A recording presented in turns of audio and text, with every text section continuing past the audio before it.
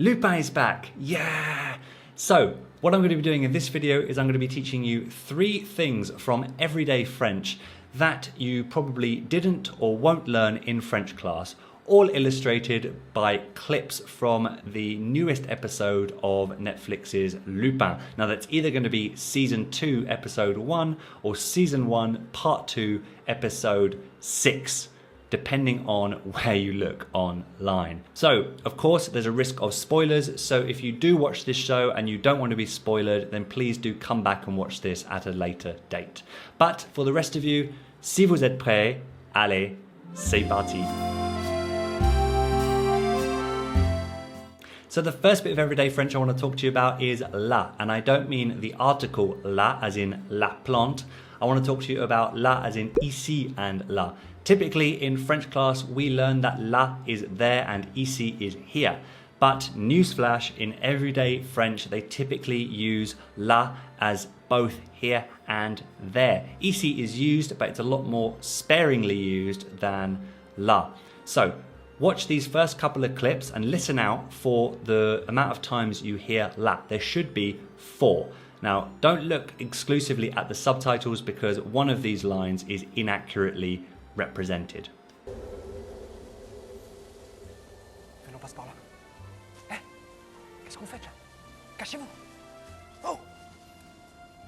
Hé, il vous voit là.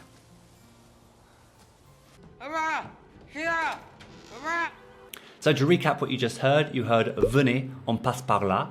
Hey, qu'est-ce que vous faites là? Which is the one which is mistranscribed in the subtitles. Hey, il vous voit là. And Raoul says with the thing in his mouth, je suis là, je suis là. So all but one of these mean there or here. Venons, passe par là. Qu'est-ce qu'on fait là? Cachez-vous. Il vous voit là.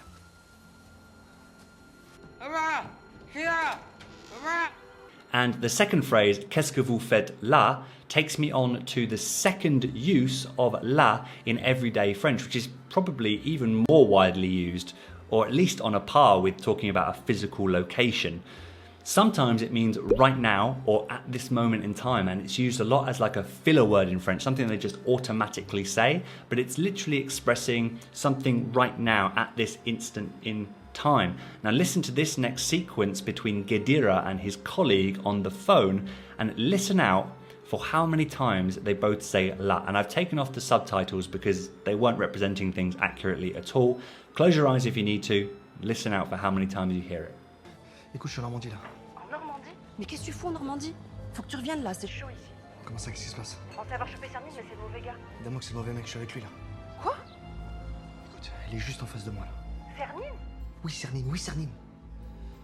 Je suis dans un village qui s'appelle Bourneville. Mais qu'est-ce que tu fous avec lui? Attends, il arrive là. So how did you get on with that? It was quite fast. So there were actually 5 uses of la there. We had je suis en Normandie là. Je suis en Normandie là. And then faut que tu reviennes là. C'est chaud ici. Faut que tu reviennes là. C'est chaud ici. Je suis avec lui là. Je suis avec lui là. Écoute, il est juste en face de moi là. Écoute, il est juste en face de moi là. And attends, il arrive là.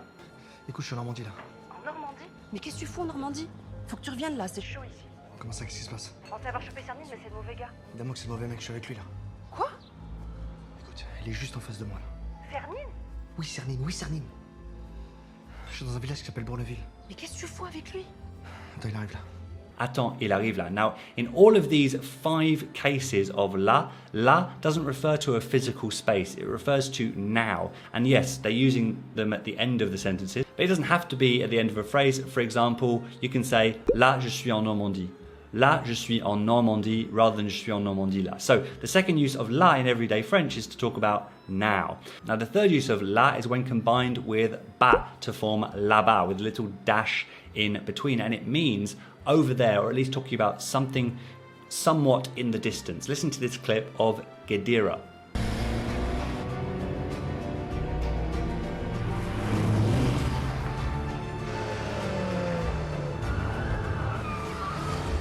Là-bas!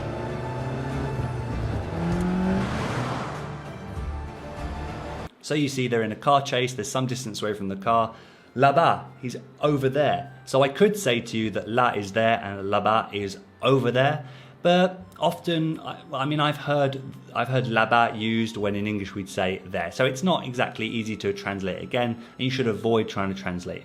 These things just come with exposure and time. So that's another use of là. Another use of it is with dedans. Now, dedans means inside. So you can say he's waiting inside. Il t'attend dedans. Il t'attend dedans. But you can actually be even more specific about the place that the person is inside by saying là-dedans. Là-dedans. Now, if we watch this clip with Léonard, he's pushing Raoul into the boot or the trunk of the car, and he says, rentre là-dedans.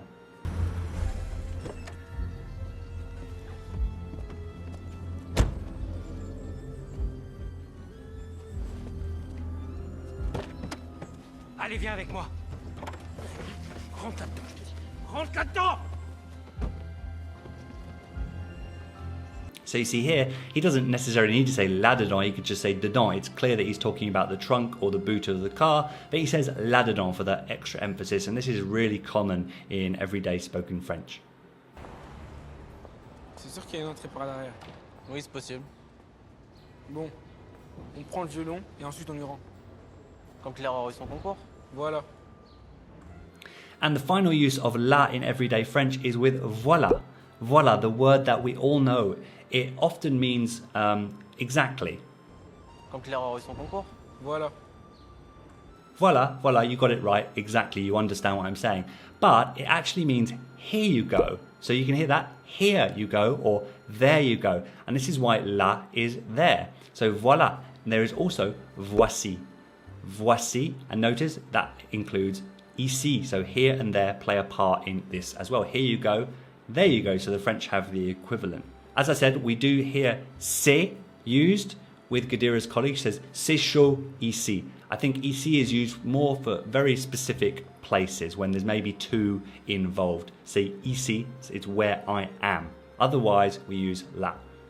Just before we move on to the next point, if you're enjoying this kind of explainer video, it would mean the world to me if you left the video a thumbs up, a like down below.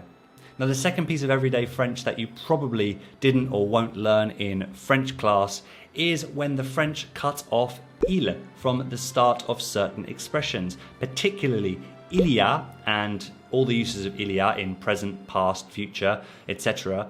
And il faut and il faut que. Now here, il doesn't refer to he, it's an impersonal construction, so it actually more refers to it or something that really doesn't translate to English. So if you hear like with il y a means there is or there are. Often they cut off the il. Watch these clips of both Gadira and Léonard using it a number of times without il. Non, attendez. Putain, y a pas de réseau. Il doit bien avoir une carte dans cette caisse.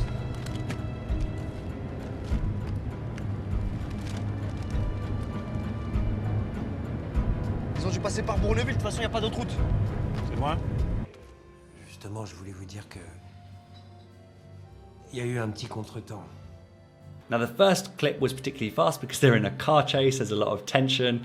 But we hear y a pas de réseau, y a pas de réseau instead of il y a pas de réseau. Putain, y a pas de réseau. We hear doit y avoir une carte ici. Il doit bien avoir une carte dans cette caisse. So that is also a use of il y a but with devoir in between. Don't say il doit y avoir, he said doit y avoir une carte ici. And also y a pas d'autre route que Bourneville. Ils ont dû passer par Bourneville, de toute façon, y a pas d'autre route. Il n'y a pas d'autre route que Bourneville. And then Léonard says, il y a eu un petit contretemps. Il y a eu un petit contretemps. Il y a eu un petit contretemps, and il y a eu is the passé composé form of there is or il y a. So it is there has been or there was a little hold up, basically.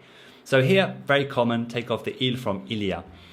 There's also il faut and il faut que. Very commonly they take off the il and they just say faut or faut que. Listen in these clips to hear what I mean. Et de la monnaie? Faut consommer.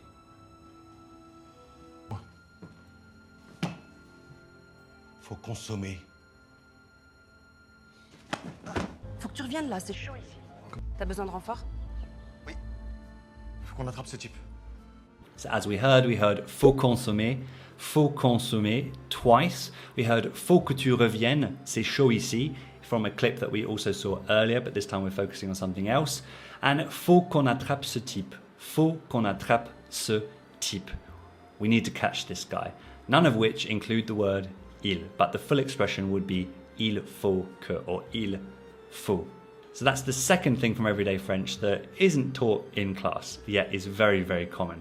The third thing is how to say my friend in French. Now in class, we typically learn that mon ami is my friend, and it can be, but the thing is, in my experience, the first reaction of a French person when you say mon ami, whether they say it out loud or they think it, they interpret it to mean this is my boyfriend or my girlfriend, right?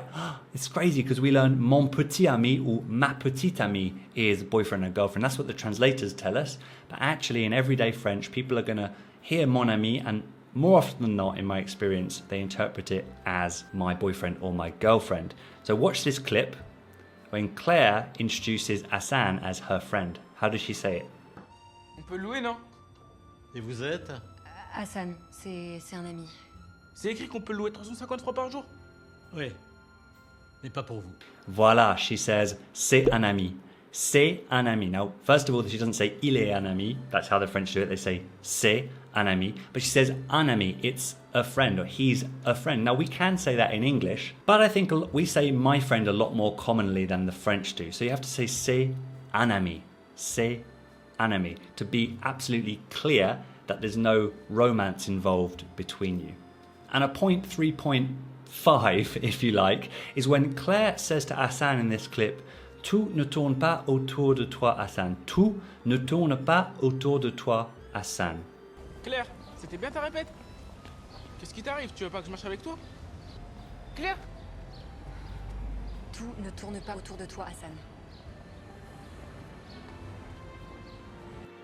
And this got me thinking about how we would maybe structure that a little differently. We would say, not everything revolves around you, Hassan. Not everything revolves around you, Hassan. We would say not, so put this negative thing at the beginning. And the French say tout, which is affirmative, and then make a negative phrase with ne tourne pas.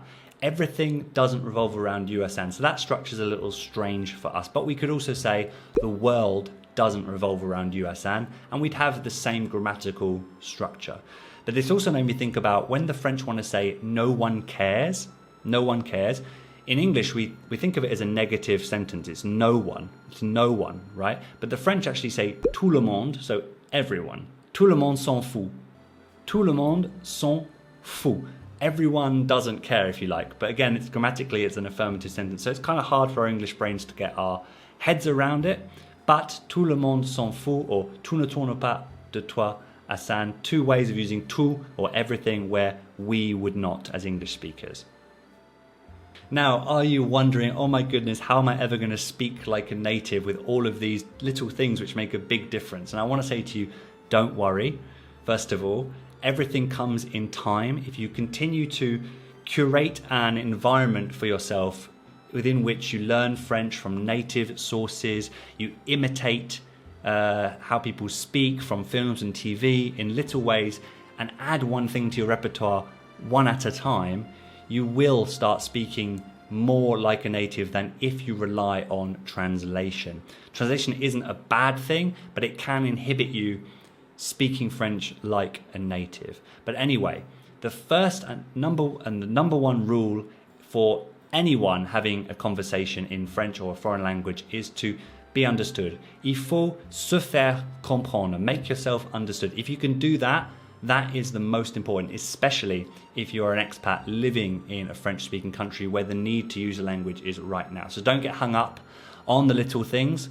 Focus on communicating and making your point, and add the native level things slowly but surely.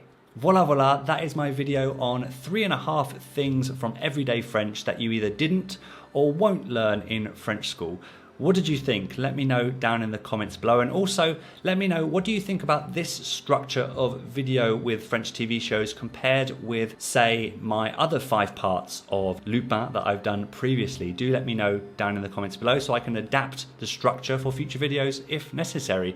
Please do give this video a like if you enjoyed it. It really does help me out. And if you are someone struggling with French confidence and you want a little help, my free guide is linked down below in the description and in a comment. So, merci beaucoup de m'avoir rejoint ici ou là aujourd'hui for this video. I will see you in the next one. Bon français, à la prochaine.